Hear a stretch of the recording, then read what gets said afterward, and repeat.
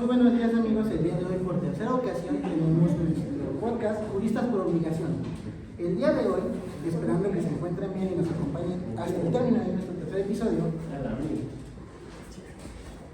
nuestro tema principal el día de hoy es contratos mercantiles, el cual tocaremos varios puntos como concepto de contrato, contrato en general, contrato mercantil, diferencia entre contratos y convenios, elementos esenciales de los contratos, el consentimiento, el objeto, formas de los contratos, modalidades de los contratos, compraventa mercantil, préstamo mercantil, depósito mercantil, contrato de adhesión, contrato de asociación en participación, concepto, formas del contrato y contenido del contrato. Y para explicar todos estos temas tenemos a los invitados de siempre, pero aún así me gustaría que se presentaran cada uno por sus nombres. Empezamos. Yo soy Ariadna Hernández Rojas y pues es un gusto estar aquí. Yo soy Luis Aray Montalvo y es un gusto volver a estar aquí. Yo soy Emilio Ramos y es nuevamente un gusto estar acá. Yo soy Melanie Guadalupe Tocho Olivier y es bueno estar otra vez con ustedes. Yo soy Juan Luis Arellano Olivares, un gusto volverlos a tener como presentador. Bien, entonces comenzamos con concepto de contrato. Un contrato es un acuerdo en el cual a través del consentimiento de los contratantes, por así decirlo, ellos mismos toman la disposición de cumplir lo que vendría siendo el contrato, o más bien así decirlo, las cláusulas del contrato. En estas, por así decirlo, las cláusulas pueden llegar a ser la entrega de un objeto material, puede ser un servicio o algo más complicado como hasta un seguro de vida. Siempre y cuando el contrato no vaya en contra de la ley, la moral o el orden público. Siguiendo este listado de características, es como se puede, por así decirlo, conseguir lo que es un contrato. Siguiendo el tema, contrato en general. Para llegar al concepto de contrato, que hoy en día nos parece tan simple, ha sido necesario un largo proceso histórico.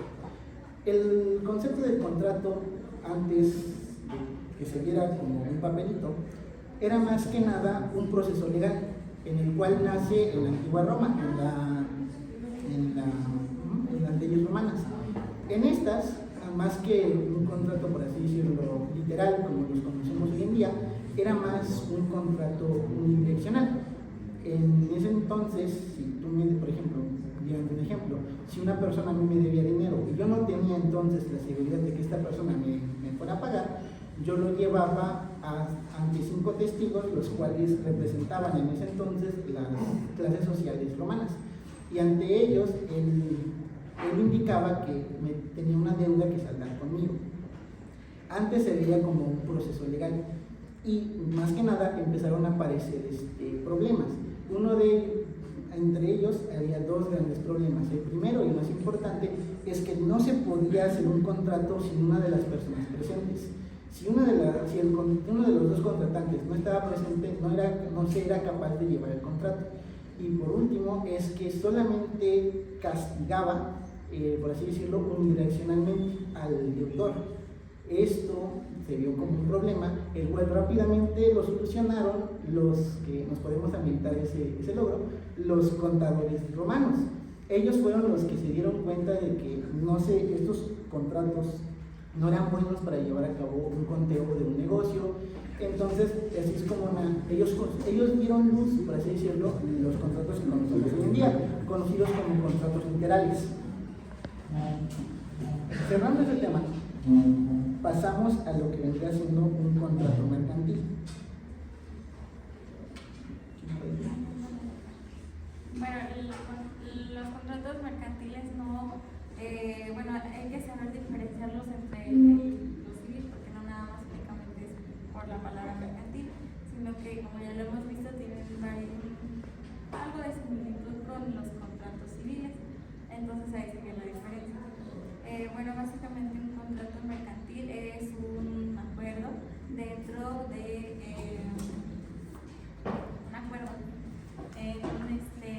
un ambiente comercial, y estar regido por el Código de Comercio, pero por el Código de Comercio. Y bueno, las personas que firman en este contrato no necesariamente son comerciantes. puede que para una parte sea comercial y para la otra sea civil, y a esto pues ya lo conocemos como actos mixtos, que ya lo hemos visto en podcasts pasados. Y también les decía, un contrato no solamente es por la palabra mercantil, sino que también se debe de tomar en cuenta la finalidad, si hay fin o si hay o no fines de lucro, y también lo que se está contratando. Y bueno, regulado por el Código de Comercio, como ya lo había dicho, y de forma supletoria el Código Civil. Bien. Cerrando este tema, pasamos a la diferencia entre un contrato y un convenio. Claro, también me gustaría hablar sobre ese tema. Para empezar, muchos de nosotros ya sabemos qué es un convenio, pero dando una definición simple, es un acuerdo entre dos o más personas en el cual se pueden transferir, crear, modificar o extinguir solamente obligaciones, a diferencia del contrato, que de igual forma es un acuerdo entre dos o más personas en el cual se pueden producir y transferir tanto derechos como obligaciones. Aquí encontramos una de las diferencias, la cual es que mientras que el contrato se centra tanto en obligaciones como derechos, el convenio solo se va a centrar en obligaciones. Un ejemplo de ello, y me gustaría hablar más, supongamos que tú eres una vendedora y yo soy tu comprador.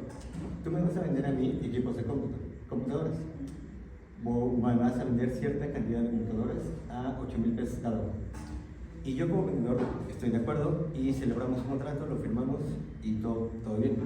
Al pasar de un día, ocurre algo en cuanto a las condiciones de mercado. Las condiciones de mercado en cuanto al ámbito tecnológico cambian y nos dicen que esas computadoras ya no valen 8,000 pesos, ahora valen 10,000. Ahora, tú y yo nos ponemos en contacto para hacer un convenio, porque como las condiciones del mercado cambiaron, en vez de que estas computadoras valgan 8,000, ahora valdrán 10,000. Entonces, en vez de celebrar un nuevo contrato, haremos un convenio. Este convenio lo que hará es modificar el contrato original de la cantidad que se había estipulado del precio de las computadoras.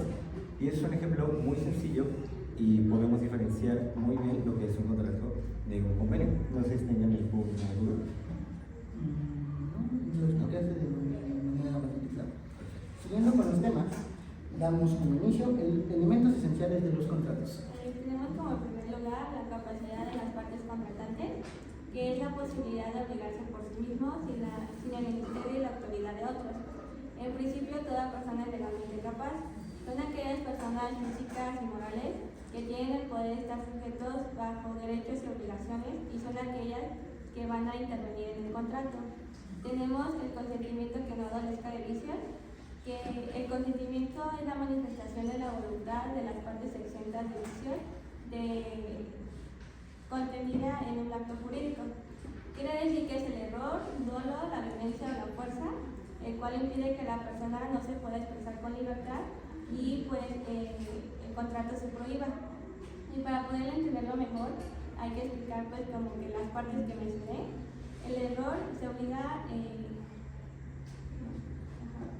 el error es cuando la voluntad de la parte contratante tiene una idea equivocada. La violencia o la fuerza es cuando se obliga a la persona a firmar el contrato a través de, pues, como se dice, violencia física o amenaza. Y por último tenemos el dolo, que es aquel que es un engaño o una estafa con tal de, pues, de que se celebre el contrato. Después tenemos el objeto lícito.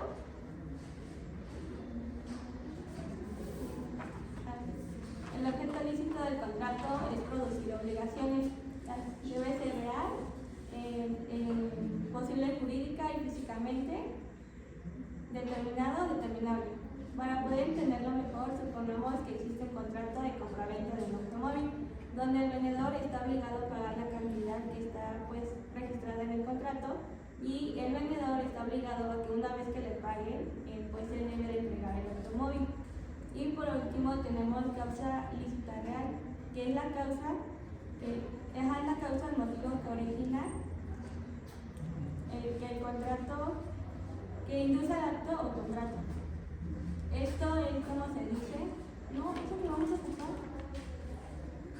Este es el contrato de licencia.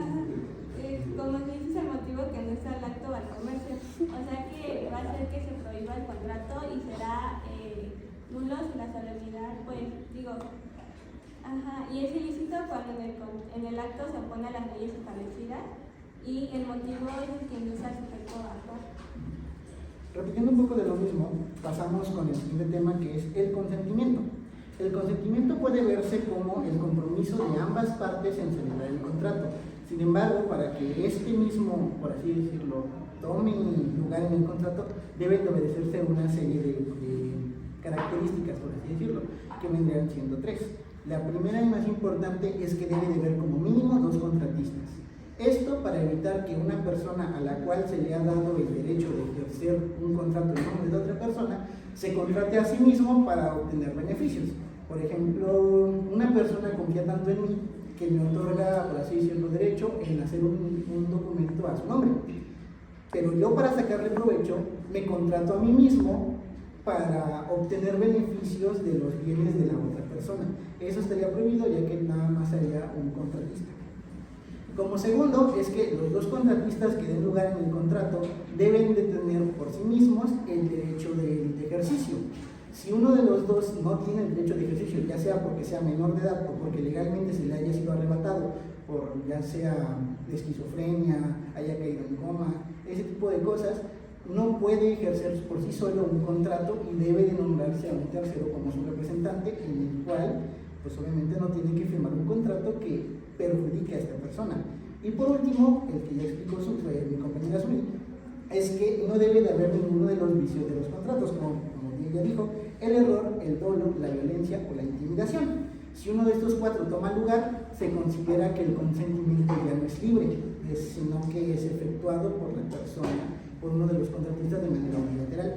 Y entonces el contrato, si se llegase a demostrar que se tomó lugar uno de estos 4 vicios, el contrato automáticamente se cancela. Siguiendo el tema del objeto, un poco más de lo mismo, el objeto puede verse como la finalidad de un contrato. Este puede llegar a ser un bien, un servicio o incluso cosas futuras, aunque no se esté, por así decirlo, comprobado que se exista, aunque se existirá. Este también obedece unas características. Las más importantes es que debe de ser ilícita y real. Si un contrato tiene como objeto algo ilícito, como puede ser la trata de blancas, por ejemplo, no toma lugar el contrato y automáticamente pues, es una violación a un derecho humano. El segundo es que el objeto debe de ser real, no tiene que ser nada que sea imposible físicamente o que sea un engaño, por así decirlo. Y como último, es que no debe de ser una simulación, o en pocas palabras, no debe de ser una falsedad de contrato. Esto toma lugar de una manera más, por así decirlo, más compleja, pero digamos que 2 personas, 2 contratistas, se ponen de acuerdo en hacer un contrato en el cual ninguno de los 2 va a hacer el contrato, pero lo hacen con la única finalidad de engañar a un tercero. Es decir, si llegase a demostrar esto, se toma, por así decirlo, el contrato como una simulación y automáticamente se cancela debido a que el objeto estaba mal, por así decirlo. Por último, siguiendo el tema, toma lugar el siguiente tema de formas de contratos. En el artículo 1015 del Código Civil y Comercial, en un principio sienta el rector que solo son formales los contratos en los cuales la ley les impone una forma determinada. En los contratos formales la ley les exige una forma determinada, sea una oferta hecha por una parte hacia otra parte a cambio de bienes y servicios. Las partes deben tener derechos legales para contratar y serán nulos si la solemnidad no se les satisfecha. Aquí se van a mencionar 3 formas, que la primera de las que les voy a hablar son formas solemnes absolutas, que es omitida la forma establecida de la ley. Se produce la ineficacia del acto y en consecuencia queda privado de sus actos propios. Hay varios ejemplos en este tipo de contratos, como está la donación de inmuebles, la prestación de periódicas, pero en este caso vamos a hablar sobre las donaciones inmuebles. que pues se considera un acto jurídico y en este solamente se trata de transferir una propiedad a otra persona a cambio de nada. O sea, de no recibir dinero o de que te doy esto a cambio de esto, no. Y para que sea válida es necesario una confesión del donante que pues está donando la propiedad. En segundo tenemos las formas absolutas relativas, que son formalidades que deben cumplirse para que el acto jurídico sea válido. Los contratos quedan cumplidos hasta que se dé ese cumplimiento, o sea, debe de terminar para que se considere pues ya válido, ajá. Y la última forma es formas establecidas con fines probatorios, que son las actividades que se realizan en un proceso judicial para determinar hechos como ciertos. En esos supuestos fines probatorios, si no se observa la forma exigida del contrato, entonces se puede aprobar de otros medios, como los documentos, testigos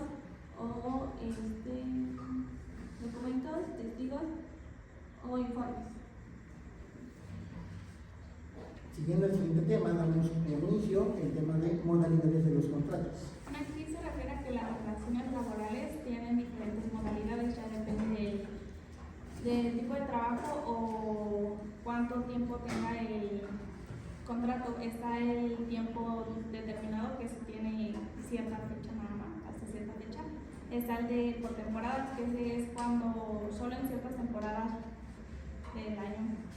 Y tiempo indeterminado, que es el más común y no tiene una fecha como tal.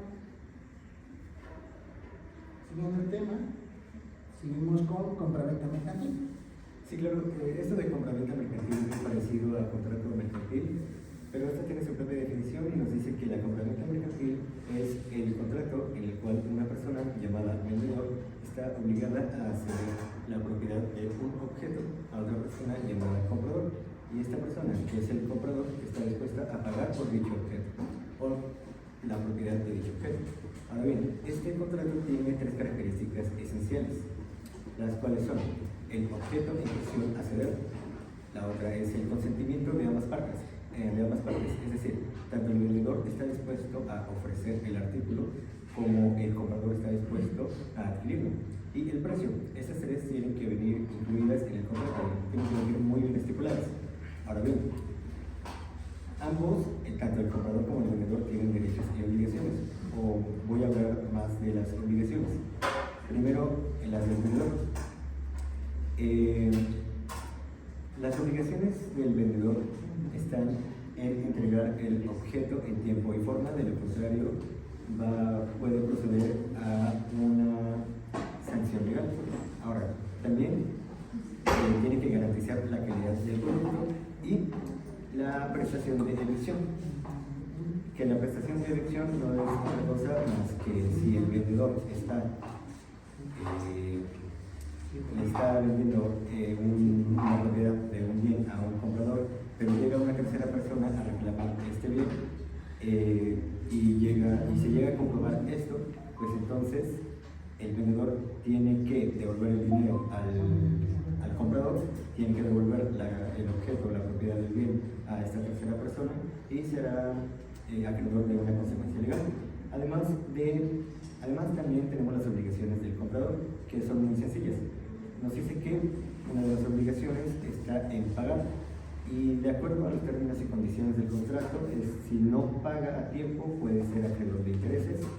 Y también otra de las obligaciones es que si, por ejemplo, seguimos con el ejemplo de las computadoras, si ella no me entrega las computadoras en tiempo y forma, puede que, por ejemplo, el contrato viene que me las va a entregar mañana y al final acaba entregándomelas el viernes. Yo tengo la obligación de recibir estas mercancías ya que se entregó fuera del plazo, y el vendedor puede ser acreedor de una multa o una sanción legal. Ante la falta de tiempo, vamos a explicar los temas de maneras más simples, pero seguimos con el préstamo mercantil. El préstamo se considera mercantil cuando viene con la intención clara de que el dinero o los bienes van a ser utilizados solo para cosas comerciales, no se pueden utilizar para algo cosas personales o así. También cuando son entre dos comerciantes, al menos que se demuestre lo contrario. Seguimos con el tema de depósito mercantil. En el artículo 332 del Código de Comercio se estima mercantil el depósito si las cosas depositadas son objeto de comercio o si se hace a consecuencia de una operación mercantil. Es un contrato que el depositario está obligado mediante retribución al depositante a recibir cosas muebles o inmuebles, y es donde se le confía y a guardar pues la mercancía. Para entender un poco mejor, el depositante es aquel que está obligado a realizar el depósito, y el depositario es la persona que está obligada a guardar fielmente pues la mercancía hasta la fecha de su vencimiento. Aunque sabemos que el siguiente tema, contrato de adhesión, sea bastante complejo, pedimos de la forma más amable que lo des de manera simple y detallada, lo más resumido posible. Bueno, un contrato de adquisición es un acuerdo cuando por ejemplo, un proveedor pone los términos y condiciones a ese contrato, y la otra persona, que es la persona que recibe la oferta, decide si le conviene o no, si lo acepta o no. Aquí es importante que la persona que está haciendo la oferta aclare desde el principio todas las condiciones para que la otra persona vea si le conviene o no. Y pues básicamente esa es la forma. Siguiendo como tema, el contrato de asociación de participación. Claro, este no es muy diferente a otros tipos de contrato, ya que nos dice la definición que es un acuerdo entre dos o más personas y tienen una relación comercial estas personas. Sin embargo, es complejo, ya que a pesar de que sí está regulado por la Ley General de Sociedades Mercantiles, esta no es una unión como tal. La unión de dos o más personas físicas sabemos que forman una persona moral, pero en este caso no es así. En este caso solamente es la relación de dos personas o de dos o más personas físicas y no crean una persona moral. No es necesario inscribirlo en el registro de comercio, ya que, como lo había dicho anteriormente, no es considerada una persona moral, y ahora en un momento les explicaré por qué. Un ejemplo es cuando una persona aporta, por ejemplo, un inmueble a otra persona a cambio de que esta persona se haga cargo y administre el lugar. El beneficio aquí sería la renta. ¿Y por qué digo que no es una persona moral? Porque no se está uniendo, solamente la primera persona se le está transfiriendo el bien a esta otra persona y ya. Seguimos con Es lo mismo, solamente que pues quisiera hacer énfasis sobre lo que habló el compañero Emanuel en un artículo, que es el artículo 252 de la Ley General de Sociedades Mercantiles, que la asociación de participación es un contrato en el cual una persona le concede a otra que le aporta bienes o servicios. La participación de las utilidades y las pérdidas de la negociación mercantil. De la negociación mercantil. Y pues solamente sería eso. Bien. Seguimos con formas de contrato. Bueno, en sí no hay una forma, porque, bueno, en la investigación que realicé me decía que puede ser tanto escrito, verbal o simplemente con el hecho de hacer, o sea, de hacerlo, está bien, pero lo principal sería que hubiera consentimiento, objeto lícito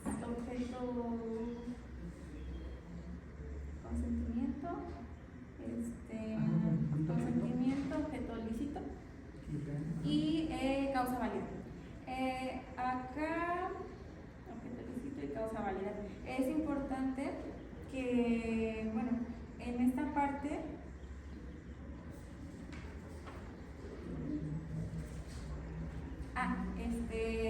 en este caso la libertad, como les dije, que puede ser tanto verbal, escrito o de forma o en los actos, no es simplemente de esa forma tan abierta, tan sencilla, porque pues hay ciertos contratos que tienen una forma de hacerlo, pero esto depende de un contrato en específico. Además de que esto evita que todo sea más fácil y que no caigamos en formalismos muy contenido del contrato. Bueno, para que exista un contrato debe de haber el consentimiento de las personas, tienen que estar de acuerdo. No puede haber un contrato sin una de las personas que está de acuerdo con eso. El objeto es la cosa, bien la cosa, bien o servicio por el cual se está haciendo el contrato. Y tiene que ser algo natural, o sea, que exista. Quisiéramos hablar un poco sobre el contrato del fideicomiso. Como un concepto, el fideicomiso es un contrato de derecho mercantil el cual una persona destina sus bienes a una entidad regulativa para que las destine a un tercero, el cual se va a beneficiar de una manera que no se pueda considerar posesiva a los bienes de la primera persona. Tenemos las partes que en primer lugar está el fideicomitente, ese que crea el fideicomiso y lo otorga los bienes. Uno de sus derechos es que prevé la información de un comité técnico y asimismo está como que distribución de los fondos y la regla de su funcionamiento. Y una de sus obligaciones es que debe de transmitir al funcionario los bienes y derechos. También tenemos al funcionario, que es la persona que tiene la titularidad de los bienes o derechos fideicomitidos, y el fideicomisario es la persona que recibe los beneficios del fideicomiso. También están algunas ventajas, que es proteger tus bienes, brindar seguridad jurídica ante las operaciones comerciales. Como uno de sus usos más usados, por así decirlo, en el derecho mercantil, es que se usa más que nada para hacer que un crédito sea pagado, destinar fondos a la caridad o hacer que el traspaso de una entidad corporativa, de una empresa hacia otra persona sea de manera gradual, no soltarle todos los derechos y bienes a esta persona y pues le den la torre a todo. No sé si quisiéramos dar el ejemplo del fideicomiso. El contrato de fideicomiso es de garantía entre el fideicomitente y la empresa XSABCB, representada por Luis, con un domicilio en la calle Industrial 200, Tehuacán, Puebla. El fiduciario Banco Seguro Fideicomiso S.A. con domicilio en la Avenida Financiera 789. Fideicomisario en primer lugar, Banco Crédito Seguro S.A. Primera, objeto de fideicomiso. La empresa X transfiere al fiduciario los derechos de cobro derivados de contratos de venta como garantía del cumplimiento de un crédito otorgado por Banco Crédito Seguro S.A. por la cantidad de 200,000 pesos. Segunda finalidad, el fideicomiso tiene como finalidad garantizar el pago del crédito. Si la empresa X no cumple, el fiduciario podrá ejecutar los bienes fideicomitidos para pagar al fideicomisario. Tercera, derechos y obligaciones. El fiduciario debe conservar y administrar los bienes transferidos. La empresa X podrá seguir operando normalmente, pero cede los derechos de cobro al fiduciario. El Banco Crédito Seguro recibirá el pago en caso de incumplimiento. Cuarta terminación. El fideicomiso terminará cuando la empresa X haya pagado totalmente el crédito garantizado y se devolverán los derechos transferidos. Quinta, jurisdicción. Las partes acuerdan que cualquier controversia será resuelta por los tribunales de Tehuacán. Ante la falta de tiempo y que ya no podemos dar nuestras conclusiones, damos por cerrado este podcast y les agradecemos haber estado un día más con nosotros. Próximamente se tendrá el último episodio de este podcast y nos gustaría mucho que dieran like y compartir el video. Muchas gracias y tengan una buena tarde.